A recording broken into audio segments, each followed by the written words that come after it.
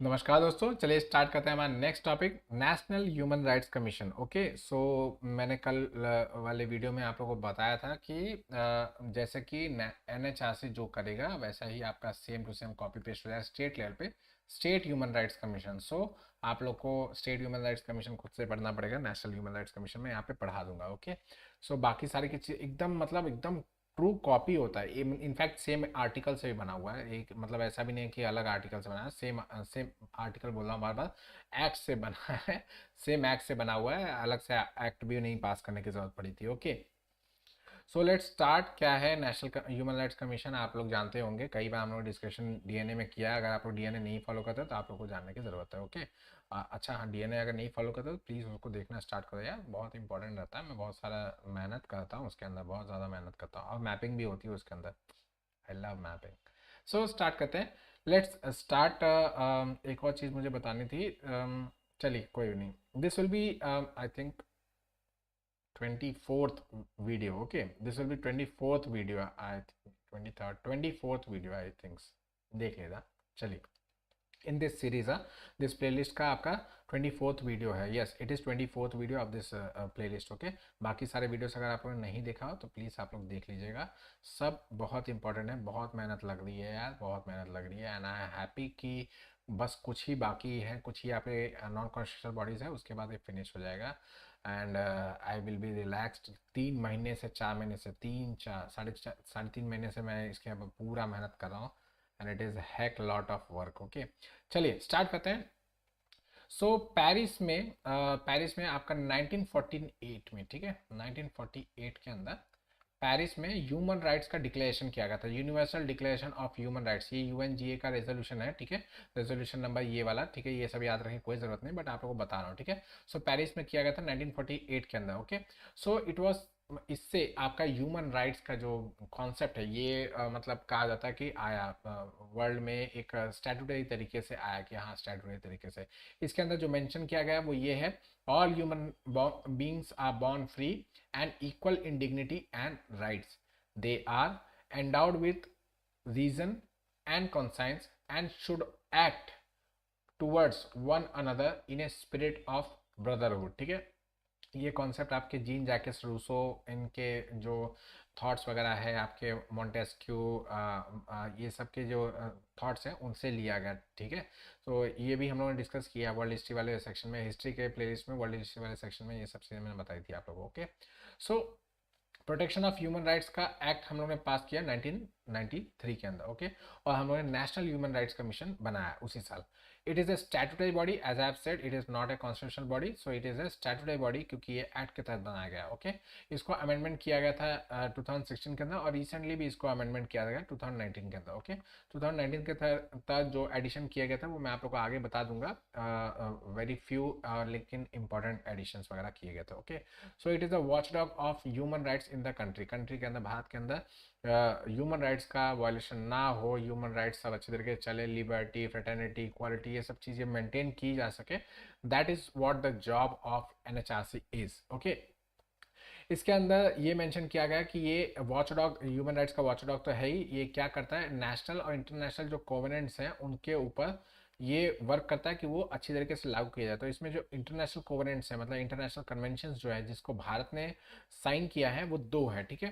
तो international covenant on civil and political rights and international covenant on economic, social and cultural rights, ठीक है। इसको दो को हम लोग ने साइन किया है, हम लोग ने इसको ये मतलब साइन तो लोगों ने तो 66 से स्टार्ट कर दिया था, लेकिन हम लोग ने थोड़ा देर देर करते करते अल्टीमेटली 79 में इसको साइन किया था। ओके, सो ये दो आपके इंटरनेशनल कन्वेंशन है जिसके तहत हम लोग ह्यूमन राइट्स का अपने यहाँ पे स्टैंडर्ड मेंटेन करके रखने की कोशिश करते हैं। ओके, चलिए नेक्स्ट कंपोजिशन की बात करते हैं। तो there will be a chairperson and 4 full time member, इसके अलावा एक्स ऑफिशियल मेंबर्स भी है 7, ठीक है। वही थोड़ा सा एडिशन वगैरह सब्ट्रैक्शन वगैरह किया गया है, वो मैं आप लोगों को बता दूंगा, ठीक है।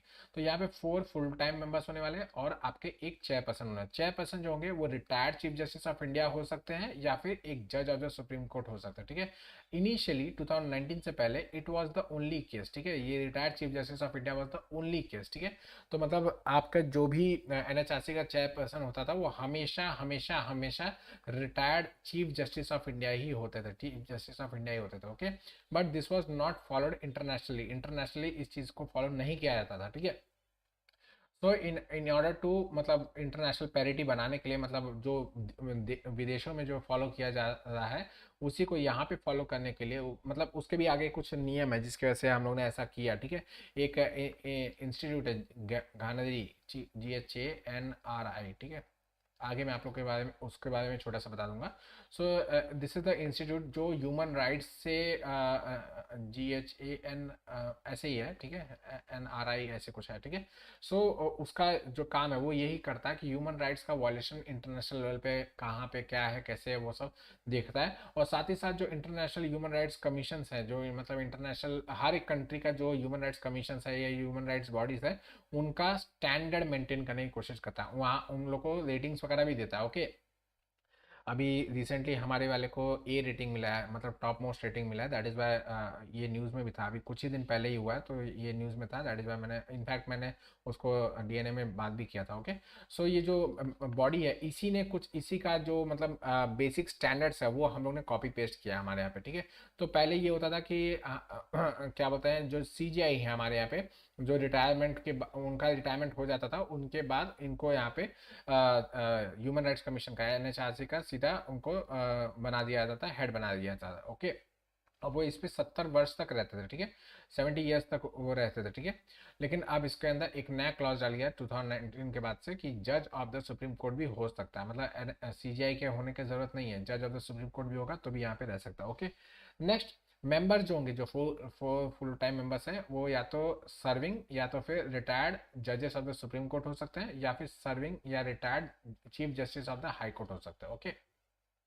इसके अलावा जो एक क्राइटेरिया ये है कि 3 पर्सन हैविंग द नॉलेज और practical experience with respect to human rights ये होने चाहिए, ठीक है।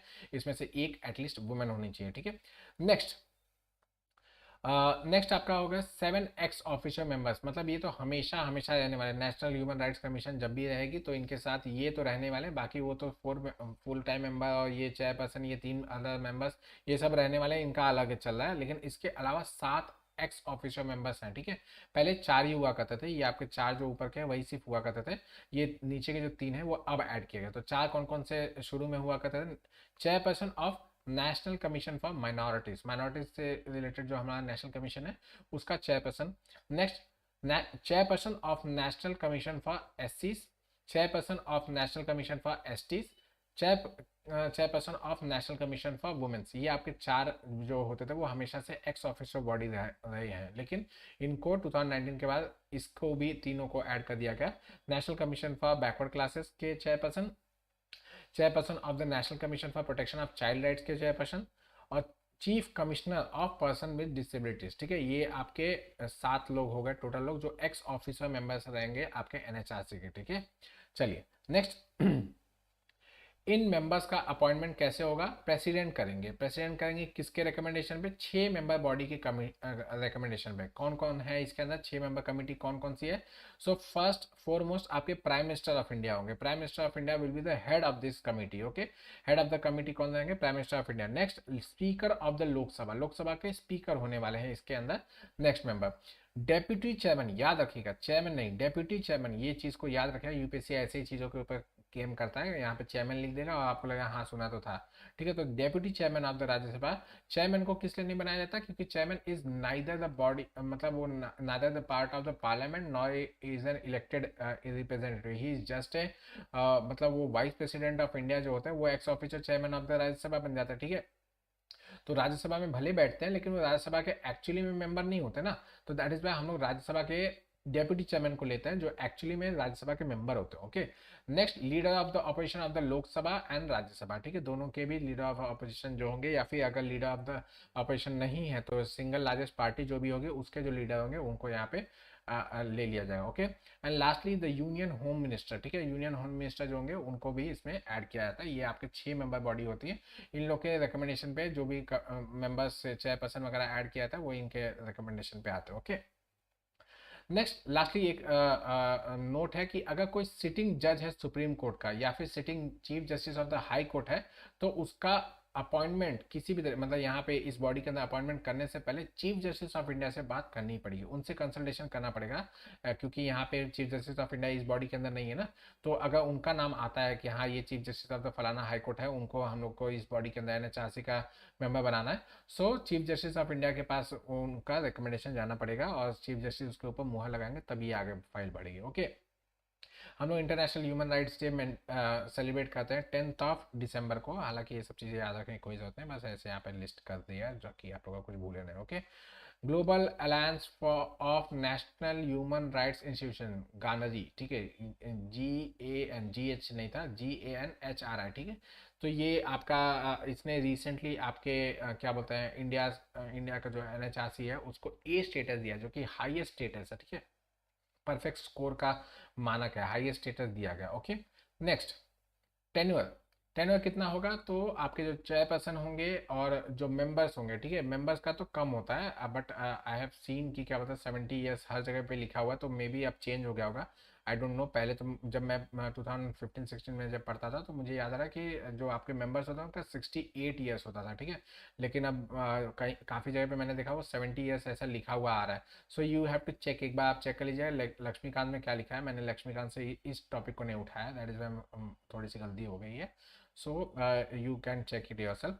चेयरपर्सन तो 70 ईयर्स है, वो तो मैंने आपको पहले ही बता दिया। तो चेयरपर्सन आज भी है 55 ईयर्स का, या फिर उनका एज अगर 70 ईयर्स का हो जाता तो ये क्या बोलते हैं आपके चेयरपर्सन मेंबर्स का टेन्योर है। नेक्स्ट, इन इसके बाद ये किसी भी तरीके से एम्प्लॉयमेंट के लिए, मतलब स्टेट या गवर्नमेंट या फिर सेंट्रल गवर्नमेंट के किसी भी एम्प्लॉयमेंट के अधीन वो काम नहीं कर सकते। अरे सीधी सी बात है, 70 ईयर्स के होकर वो रिटायर हो जाए तो अब शांति से घर पे रहेंगे कि पता चला कि मतलब मरते दम तक सिर्फ काम ही करते रहेंगे। ओके, रिमूवल कैसा होगा, तो प्रेसिडेंट रिमूव कर सकते हैं आपके, since it is not a constitutional body, तो इसका भी रिमूवल प्रोसेस बहुत ज़्यादा टफ नहीं है, छोटा छोटा चीज़ें होता है, बस सुप्रीम कोर्ट का एक क्या बोलता है एडवाइजरी आती है, उसी के बेसिस पे निकाल दिया जाता है। बस उसके सिवाय आपके जो इंपॉर्टेंट क्लॉजेस है सिंपल, जो आपके एडजर्ड इंस्टॉलमेंट है, बैंकरप्ट हो चुके हैं, या फिर किसी भी तरीके से वो ऑफिस ऑफ प्रॉफिट में बैठ गए हैं, किसी तरीके से पेड एम्प्लॉयमेंट ले लिए उन्होंने, मतलब खाली अब समय पे कुछ और भी काम करते हैं।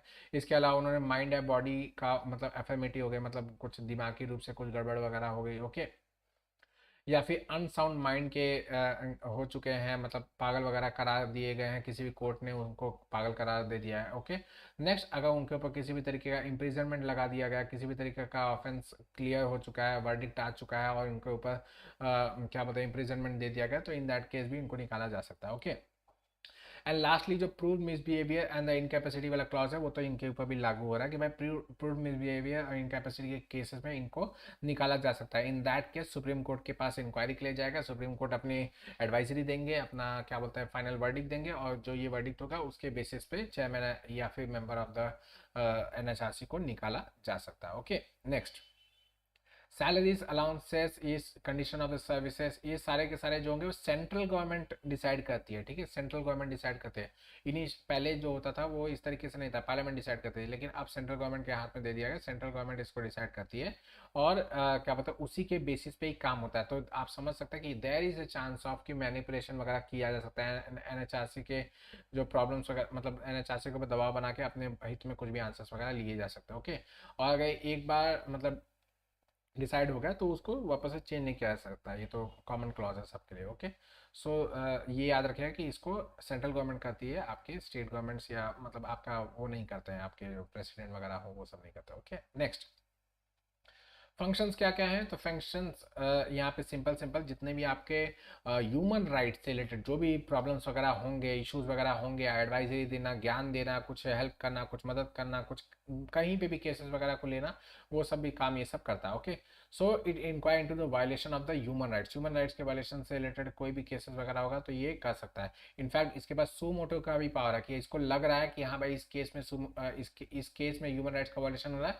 तो विदाउट एनी कंप्लेन, कोई कंप्लेन करे या ना करे, खुद ही जाके उसके अंदर भिड़ जाएगा और सो मोटो उसके लिए लड़ना स्टार्ट कर देगा। ओके, नेक्स्ट, ये किसी भी बात के अंदर कोई भी प्रोसीडिंग वगैरह में ये पार्टिसिपेट कर सकता है अगर इसको लगता है कि इस केस के अंदर ह्यूमन राइट्स का एंगल भी है, ह्यूमन राइट्स का वायलेशन का भी एंगल है, तो उसके लिए ये अलग से केसेस भी अपनी तरफ से चला सकता है। ओके, नेक्स्ट, ये किसी भी जेल या डिटेंशन प्लेस के अंदर जा सकता है, घूम फिर सकते हैं, वहाँ के कंडीशंस वगैरह देख सकता है कि भाई जो जेल में कैदी वगैरह है वो वाकई में ह्यूमन तरीके से रह रहे हैं कि उनको जानवरों की तरह ट्रीट किया जा रहा है। ओके, कॉन्स्टिट्यूशनल और लीगल सेफगार्ड जो है आपके ह्यूमन राइट्स से रिलेटेड, उनका इम्प्लीमेंटेशन, उनका इफेक्टिव तरीके से काम कराना, ये सब भी मतलब ये सब भी मेंटेन करने की कोशिश करता है आपका national human rights commission. Okay, next, अगर कोई एक्ट ऑफ टेररिज्म वगैरह हुआ है, ठीक है, सॉरी सॉरी, अगर कोई एक्ट ऑफ टेररिज्म हुआ है और उसके थ्रू मतलब ह्यूमन राइट्स का किसी तरीके से वायलेशन किया जा रहा है, ठीक है, टेररिस्ट एक्टिविटीज़ वगैरह कुछ हो गई जिसकी वजह से ह्यूमन राइट्स का वायलेशन वगैरह किया जा रहा है, तो इन दैट केस भी ये आपका मतलब मेडलिंग कर सकता है। Okay, next, international instrument of the human rights जो है उस ट्रीटी उनके उनको स्टडी करना, उनके ऊपर रिपोर्ट्स तैयार करना, उनके इफेक्टिव इंप्लीमेंटेशन को देख रेख करना, ये सभी काम ये करता है। ओके, नेक्स्ट, ह्यूमन राइट्स के अंदर रिसर्च वगैरह प्रमोट करने का भी काम ये करता है, ठीक है, ह्यूमन राइट्स से रिलेटेड रिसर्च वगैरह प्रमोट करने का काम करता है।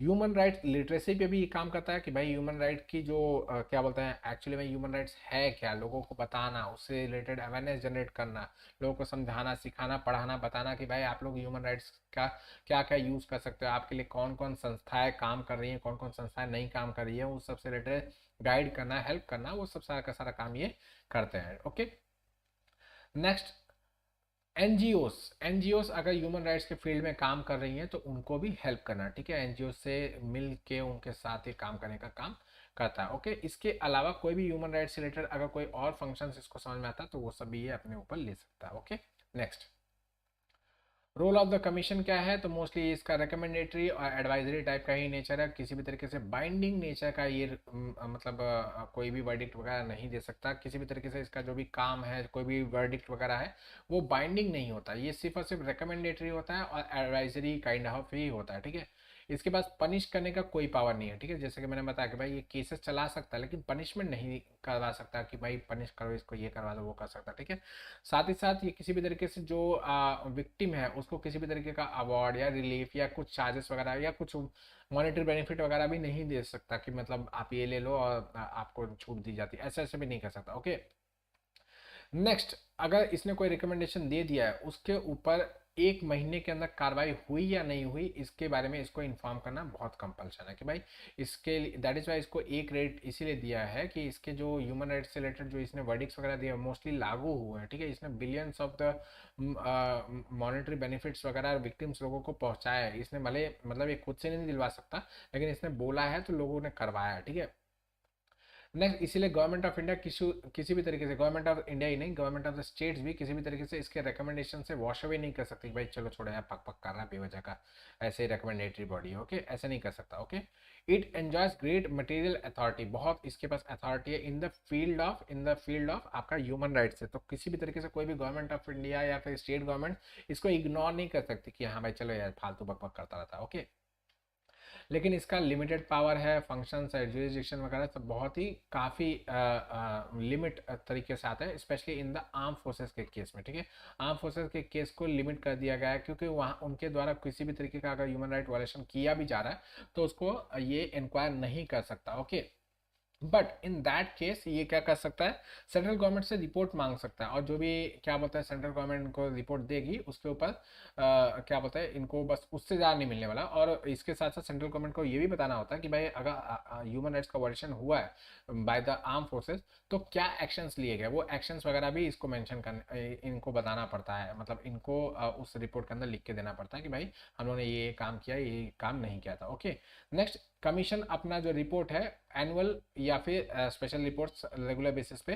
सेंट्रल गवर्नमेंट को या फिर स्टेट गवर्नमेंट्स को जैसे जैसे रिपोर्ट्स आएंगी वैसा वो देती रहेगी। ठीक है, प्रेसिडेंट को नहीं दिया जा रहा है, यहाँ पे आप लोग देख रहे हैं कि वहाँ पे सब चीज़ प्रेसिडेंट को दिया जा रहा था, प्रेसिडेंट उसको पार्लियामेंट के पास रखते थे कॉन्स्टिट्यूशनल बॉडीज में, लेकिन यहाँ पे हम लोग देख रहे हैं कि सेंट्रल गवर्नमेंट को दिया जा रहा है। ओके, और स्टेट गवर्नमेंट्स को दिया जा रहा है। ओके, नेक्स्ट ये जो रिपोर्ट्स वगैरह होंगी वो आपके रेस्पेक्टिव लेजिस्लेचर, चाहे पार्लियामेंट हो चाहे फिर स्टेट लेजिस्लेचर हो, उनके पास दिया जाएगा और उससे उसके रिलेटेड ये भी दिया जाएगा कि भाई जो रिकमेंडेशन इन्होंने दिया था, जो एनएचआरसी ने रिकमेंडेशन दिए थे, वो सारे के सारे हम लोगों ने लागू किए कि नहीं लागू किए। अगर किए तो वेरी गुड है, नहीं किए तो क्यों नहीं किए, उससे रिलेटेड बताना पड़ेगा कि हमारा ये रीज़न था, ये रीज़न की वजह से हम लोगों ने नहीं किया, वो सब रीज़न वगैरह देना पड़ेगा। Okay, so this is it in the National human rights Commission. As I have said कि स्टेट ह्यूमन राइट कमीशन में इससे बस आप लोग को थोड़ा सा एडिशन करना है, छोटा मोटा चीज़ें, बाकी रोल फंक्शन सब कुछ जितना भी आपका टेन्योर वगैरह सब कुछ कंपोजिशन वगैरह सब कुछ कॉपी पेस्ट, बस वहाँ से उठाओ यहाँ पे रखो, ऐसा वाला चीज़ है। Okay, so this is it, इसी के साथ वाइंड अप करते हैं, आप लोग से कल फिर मुलाकात करूंगा एक नए वीडियो के साथ, तब तक ऐसे पढ़ते हैं। Thank you.